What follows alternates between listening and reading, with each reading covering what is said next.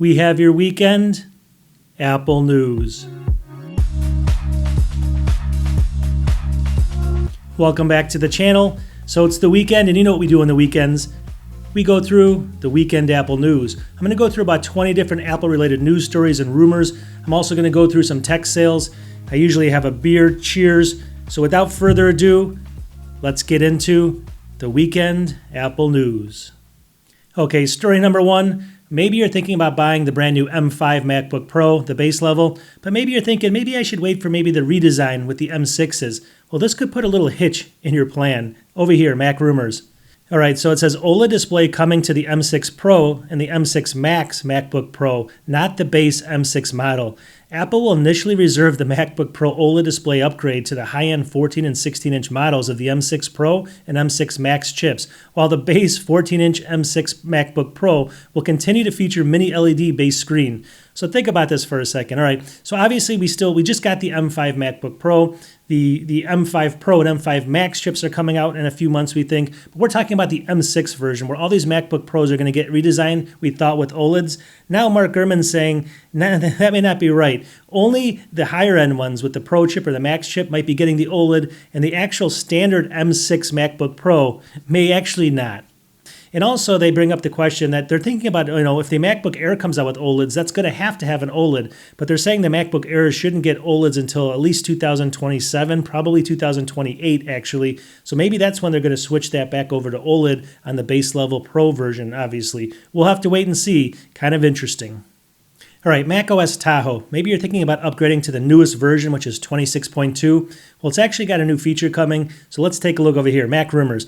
macOS Tahoe 26.2 gets Edge Light feature for video calls. This is kind of crazy. The second beta of macOS 26 introduces a new Edge Light feature that's designed for video calls on FaceTime and other video calling platforms. It adds a light border around the edges of your Mac's display, providing improved lighting. And you can see kind of a picture of it right here. So I guess there's like this lighting that goes around it, and I guess it makes the screen pretty bright there, so it'll actually give you some shine in the face so you can actually record a video on it. It's kind of interesting. If you kind of scroll down here, you can see the picture here. Edge Light mimics a ring light, supposedly, eliminating the need for a separate device. It can provide illumination when you're in a dark room or customize the light match to the brightness of the ambient lighting. So it actually is adjustable, supposedly. And again, it's coming in Tahoe 26.2. I just wanted to let you know.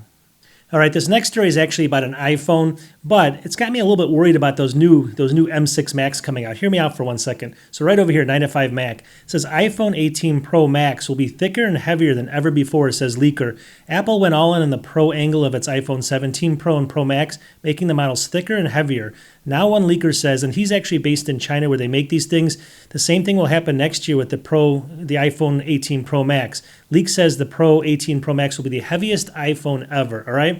So here we go. They actually list the weights here of these different phones, and you can see down here, they're estimating it to be about 243 grams.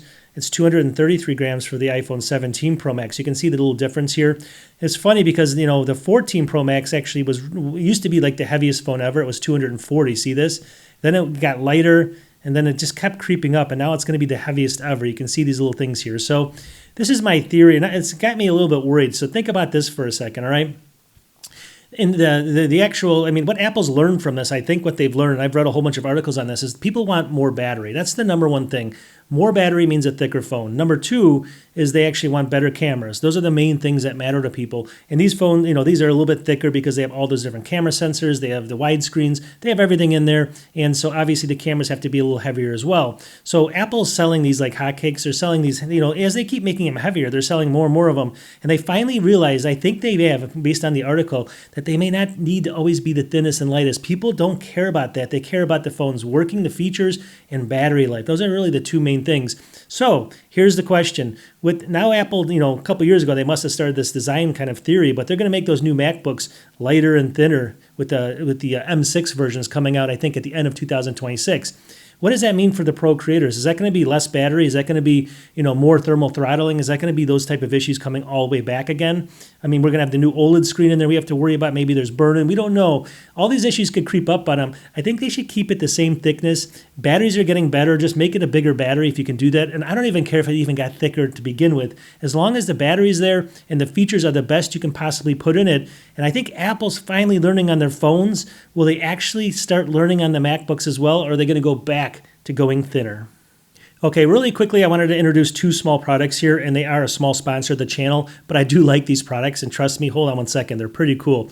So the first one I have sitting right here, this is called the Magtame StayCable USB-C to USB-C cable with anti-drop magnetic holder.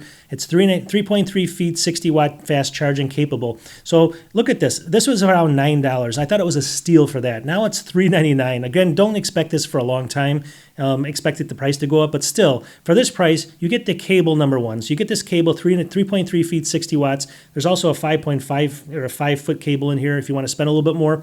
Long story short, you get the cable. Number two, you get this little plate in my hand here, and what it does is the cable is actually magnetic. So you put this plate like on the side of your desk over here in your car hold, like in somewhere in your car center console. And when the cable comes out, you basically have nowhere to put it. It's flopping on the ground and stuff. It'll actually snap right onto that magnetic plate, and then there you go. So anytime you're looking for your charging cables, it'll snap onto your desk, snap onto your center console in your car, and it works perfectly. And it comes with a cable for this much money. Unbelievable deal. If you look back over here, I think the 5-foot one over here is going to be just a little bit more. It's $7, but these are all on sale right now. But it's a huge steal here. So number one, it's just a cool, ingenious product there. I would pick that up. Okay, this next little tiny product is in my hand right here. I also have the box sitting right here. But if you take a look over here, what's this called? The Magtame Magnetic Phone Stand Grip for MagSafe, all right? So if you see in here, you can see the picture right in here. It's $12.99. You can see it looks like a phone grip. Well, the reason I like this is for a couple reasons. First of all, it's $12.99. It's got a 4.5 out of 5 on the reviews. But second of all, it fits all of the different iPhones, especially with MagSafe, although you don't need it. But also, it snaps on anywhere in the back of your phone using MagSafe, and then basically, you can actually rotate it as well. So you actually, once you snap it on there, you can rotate the stand around. So if you want it to be in landscape mode or portrait mode, like you see here, it'll work perfectly for that.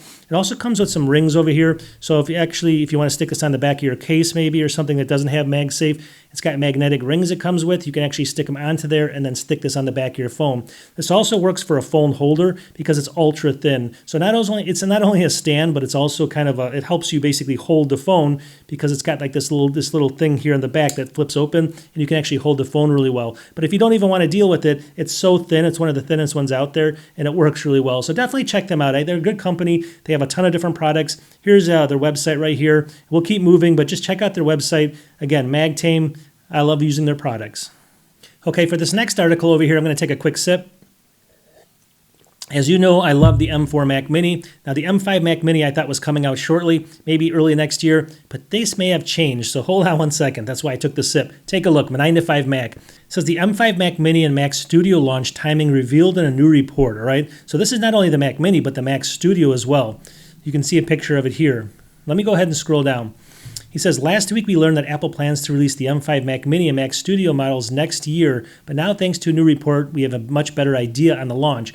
The M5 desktop Macs are expected in the middle of the year. Take a look at that, the middle of the year. You can see a picture there. Why would it be the middle of the year? That's kind of crazy, right? We thought it was going to be early with all the other Macs coming out, especially for the M5 version. He says if this launch timing is true, it's a curious move on Apple's part for two main reasons. And he's saying because there's no redesign of the product really, and obviously we already basically have the M5 chip, so they're not having problems with the M5 chip either. So he's trying to figure out what's going on here.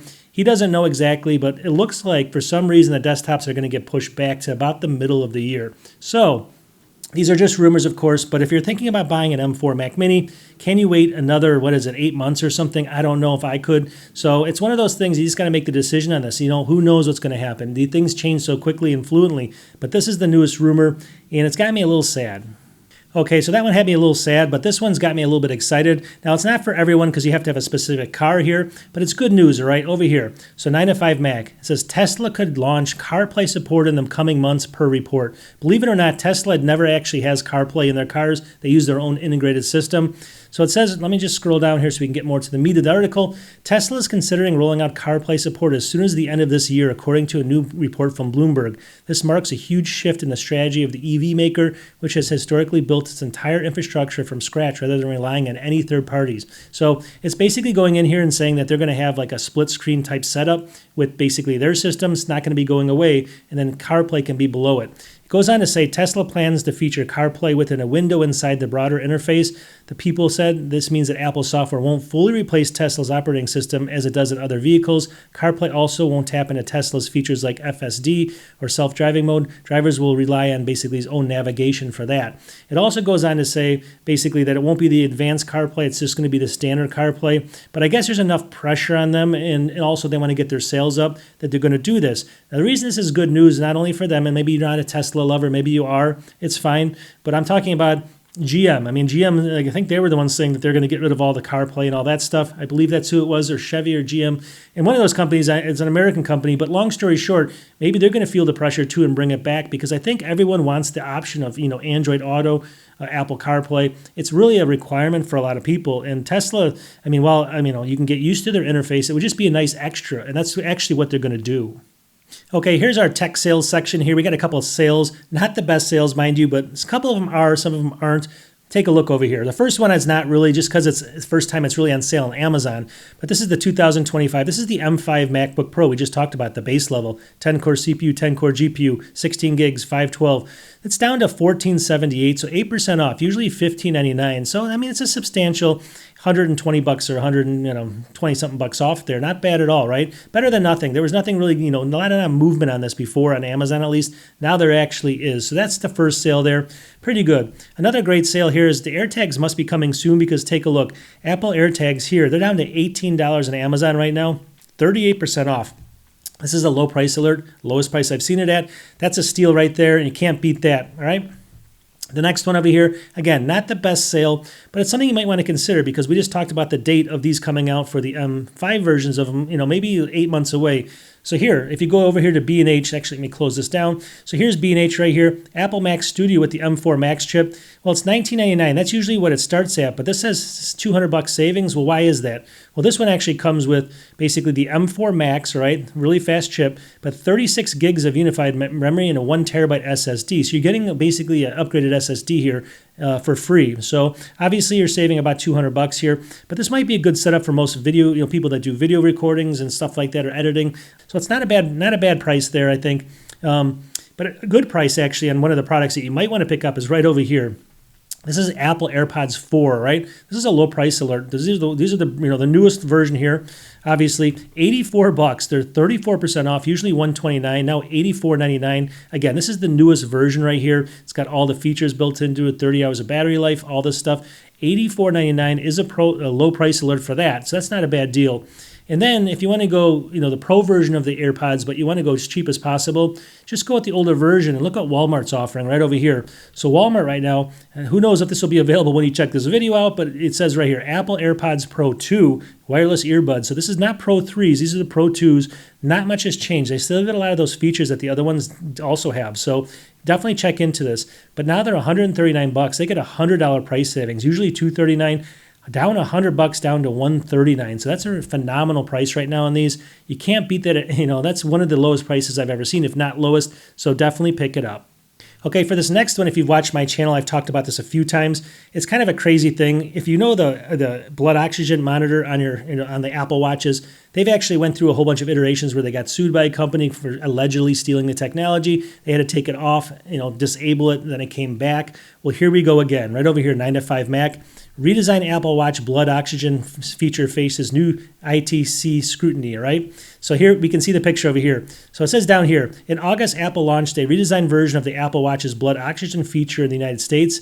This came 18 months after Apple started selling the Apple Watch without the blood oxygen feature due to a patent dispute with the health technology company called Masamo. I can't even say that, but whatever it is, there it is. You can see it right there. So the International Trade Commission now says that it's holding new proceedings to decide if the solution should be banned due to the same patent dispute. So after all this time, and Apple redesigned it and stuff, they're saying they got to think about it again because it might be banned a second time. So if you're a proponent of that feature, don't get so used to it because it could be going away. Okay, for this next one, I got to take a sip, and it's going to make more sense in a second when you see what actually is coming. All right. So this has got me really scratching my head here. I don't understand people. Maybe I'm an older generation. Maybe it's the younger generation. I have no idea what's going on with people out there. I have no idea. Take a look at this. Mac rumors. iPhone Pocket now available to order, but already selling out. All right, you can see it here, but hold on one sec. Apple recently teamed up with a Japanese fashion company, I'm not going to attempt the name here, you can see it there, to create an iPhone Pocket, a limited edition knitted accessory designed to carry the iPhone. And it's a sock basically, all right? But it's saying already selling out, all right? So you see it there, and it's a sock that you put your iPhone in, and I guess you strap it over your body. Comes in some different colors down here. You can see them down here.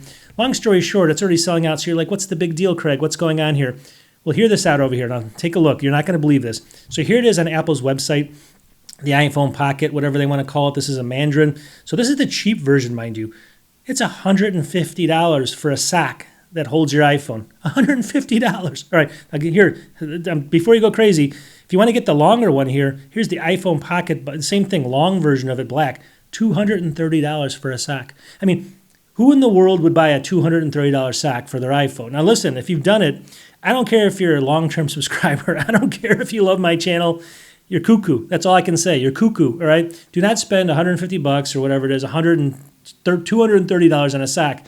Take up knitting and learn to do it yourself. That's the easy way to do it, all right? Anyways, I'm going to leave this alone, but I just wanted to show people like how crazy other people can be with their money. $230 for a sock. I mean, come on now. Okay, to help everyone save some money, and just in case you're buying some products out there you want to try out, or maybe you want to give them as a gift and then maybe someone doesn't like it, just remember these kind of details over the holiday season with Apple. It's kind of good to know. Over here, Mac Rumors. Here we go. Apple's extended return policy now in effect for 2025 holiday season. So Apple extended return policy went into effect today for the 2025 holiday season. With the policy applies to most products sold by Apple online in the stores, but there are a few exceptions, obviously. So what does this mean? It says in the US, Canada, UK, and Australia, and many other countries, most products purchased between November 12th and December 25th, I guess this started November 12th, of this year may be returned through January 8th. So just think about that for a second. If you buy this anytime from November 12th, which is past, up to December 25th, you have all the way to January 8th to return it. So that could be a new MacBook, a new iPad. So buy your gifts now. You can test them out, and even maybe test out the the M4 version of the MacBook or the Mini you were trying to get. And if you don't like it, you can have almost until January 8th to return it. Okay, this next product, I'm not affiliated with them at all. I have no affiliations with them, but I just wanted to showcase it because it was a cool product. Right over here, it says this tiny 256 gigabyte SSD now has an interesting way of protecting your files. Look at the size of this thing. It's right here, 256 gigabyte. It plugs into your MacBook here. So we're going to kind of scroll down here. It's called the iClipse S USB C Nano Fingerprint SSD. It's tiny, 256 gigs. It's on sale right now for $69.99 right here, usually about $90. It's a portable SSD. And the cool thing with this thing is it's only 14.2 by 26 by 17 millimeters, and it weighs 5 grams. Even at that size, it has 256 gigs, up to 450 megabytes per second. Pretty crazy, right? The big thing in here too is it actually is a novel way of handling security. It has its own fingerprint reader which supports up to 20 fingerprints, allowing instant access, and encryption happens on the SSD itself so that it stays protected even if it's plugged into another device. So here it is, the website. Just want to give a shout out to them. I'm not affiliated with them. I don't get any stuff with them coming back to me, but I just thought it was cool, and I might pick one up to test it. You can see how thin it is right here. Really kind of a cool device, right? It looks cool. It actually works on your phone as well, but I would use it on my MacBook, and you can see the fingerprint sensors right in there. Okay, this next one, sometimes it feels like I'm ranting a lot in these videos, so sometimes I do, sometimes I don't. Here's one that I am, but here's another one that it just has me scratching my head. So take a look at this one over here, 9 to 5 Mac. It says Power Wash Simulator and more coming to Apple Arcade next month. So we have the picture here, and I was curious, what new games are coming? This Power Wash Simulator, which we're going to talk about, SpongeBob Patty Pursuit 2, Cult of the Lamb Arcade Edition, Subway Surfers, which is a massive game, Glass Breakers, Champions of Moss. So those are all the games that I was looking at. But then I went back to the thing. I'm like, is it really Power Wash Simulator? So I went into the store, obviously the App Store, and I pulled it up. And here's the game coming. Now look at this thing. So basically you go in and you kind of change the levels, and you just power wash things. I mean, let me actually go back to the beginning here so it shows you a little bit more about it. It's going to start over. Here we go. So right here, look at, you're power washing a slide. You're power washing a boat. You're power washing a slide here again. This is all you're doing in the game. You get points for power washing things. So I just want to kind of give everyone an invitation. So I have a deck out there that needs some power washing. Instead of playing this game, come over and live life a little bit, and you can do it for free, get your enjoyment, and everyone's going to be happy. So I got a whole bunch of projects for you. My grill needs it, a couple other things too. So if you want to go ahead and play this game, hit me up in the email, and I'll have you over, and you can power wash my entire house. Okay, we got a couple little hints here on one product that may actually be coming shortly instead of some of those other Macs and stuff. Right over here, Mac Rumors, it says B&H lists the HomePod Mini as discontinued amid refresh rumors. Apple product reseller B&H is listing the HomePod Mini now as discontinued and no longer offering them for sale. Other retailers are also doing this same thing, are out of stock. This suggests that the update is not too far off or imminent. So basically, these are coming, and we actually think that they're going to be, fairly shortly, hopefully with the next AirTags and some other stuff, maybe before the holiday season. We didn't think they were going to do too many launches here, but they might just sneak these in. So this is actually when they start taking them off the other sites. Get ready for them. Okay, so we all heard about Apple and maybe Google kind of merging for AI, at least for the next couple of years. We talked about that in this channel. So I'm going to actually show you an article here that kind of ties this all in, and it's going to sound very familiar. So take a look. This is going to be right over here. This is Mac Rumors. It says Google announces its own version of Apple's private cloud compute. Google this week announced Private AI Compute, a new cloud-based system designed to deliver AI capabilities using its Gemini models while maintaining strict data privacy controls, a framework that closely parallels Apple's own privacy cloud compute technology, if you can imagine that. So we've heard about Apple, definitely saying all this stuff about security and, using only things that are kind of protected inside of their own environment. Well, now Google came out with their own version of this. Now, is it because of Apple or is it because they figured this out themselves? I don't know if we'll ever know, but it really, really sounds like it's going to be, obviously a good mix and a good match here for both companies. They go on to say for decades, Google has developed privacy-enhancing technology, PETs, to improve the wide range of AI-related cases. Today, we're taking the next step in building helpful experiences to keep users safe with private AI compute in the cloud, a new AI processing platform that combines our most capable Gemini models from the cloud with the same security and privacy assurances you'd expect from on-device processing as part of our ongoing commitment to deliver AI. So, a long story short, I just read it again. It kind of all makes sense because this is exactly what Apple was promising, and Google's now figured it out how to do it for their systems. So by Apple actually choosing Google, I think that was one of the major deciding factors. And now they're going to bring that in and actually they're going to use that same code and actually move it over to the Apple servers instead of the Google Gemini servers, and it'll all make sense for, in the end here. Okay, this next one's kind of an interesting article just because it's kind of sounds like Apple, right? Over here, 9 to 5 Mac. Apple tightens app review guidelines to crack down on copycat apps. You can see the picture over here. From time to time, Apple updates the app review guidelines to respond to changes in the market, whether they're good or bad. All right, and we understand that. So things like this is something new. You cannot use another developer's icon, brand, or product name in your app's icon or name without approval from the developer. That seems pretty reasonable, right? That's obviously it's probably out there in all the lawyers around the world, right? They put it on all the different products. But this next one's kind of got me scratching my head. It just sounds like Apple came up with this one. Really weird though, but I guess it's good. Okay, the next thing that they added here, it's a little A here, it says come up with your own ideas. We know that you have them, so make yours come to life. Don't simply copy the latest popular app on the App Store or make some minor changes to another app's name or UI and pass it off as your own. In addition to risking an intellectual property infringement claim, it makes the Apple Store harder to navigate and it just isn't fair for your fellow developers. Submitting the apps which impersonates another app or service is considered a violation of the developer's code of conduct and may result in removal from Apple's developer program. Look at that. Those are some new words that they've actually added to their kind of, all the information that they're giving out to the app developers. So I ask you this question, though. That's a really hard one to know about, right? So you can't make an app better, really. You can't really, it's something you can't just add a little bit to it. You have to make it completely different. But what happens if there's a good technology and people stop developing it, all right? And someone wants to take that and kind of run with it, make it better. Is that going to be allowed? There's a lot of questions about this. It's just one of those things where it seems like it kind of stifle creativity a little bit. I understand what they're saying, in theory, right? You don't want to steal someone's property. Don't want to steal an app. But isn't that what competition's all about? Someone makes something, the other person makes it just slightly better, maybe for even a better cost, and that's what competition's all about. Here, they're kind of stifling that a little bit, but post in the comments, do you like it or do you not like it? It's kind of interesting, though. Okay, this next article is kind of a feel-good one, especially if you've lived, obviously, through the golden ages of technology. So over here, it says, Mac Rumors, happy 24th anniversary iPod. The first generation iPod came out November 10th, 2001, making today, well, it's actually a couple days ago, the 24th anniversary of the device's launch. Apple announced that actually in late October, but November 10th was the first day customers were able to get their hands on it. So this is actually Look at 2001, November 10th. Does it seem that long ago? Now, the crazy thing is so everyone, when it came out, they all had these kind of, everyone was saying it's going to fail instantly. Why would anyone buy such a thing? They said things like here, at $399, the iPod is way too expensive. $399 back then, that's a lot of money. The shiny backplate attracts too many fingerprints. We hear that all the time. Sound quality isn't that good compared to CDs. I mean, people got rid of CDs, didn't they? It gets warm when charging. It was Mac only, cutting out PC users, but it did so well. People didn't care. So I guess, we always talk about products here like, the Vision Pro. I mean, is it beyond its time and stuff? Is it too crazy or is this, but this is actually something that people still gave the same kind of response to, but it thrived, right? Obviously, it's seen its time. Now the phone's took over all this stuff for them, but still something good to think about. Okay, this next story is another funny story going back. Now, you want to hear this because it's just the way Steve Jobs was, all right? Take a look. This is from 9to5 Mac. It says, the clever story of ending Steve Jobs' critiques on the Macintosh calculator app. So here's the calculator app, and you're always wondering, why didn't they change it that often? Why was it like this for 20 years and all this other stuff? It's just almost never changed. And you can see the picture. This is going way back down here.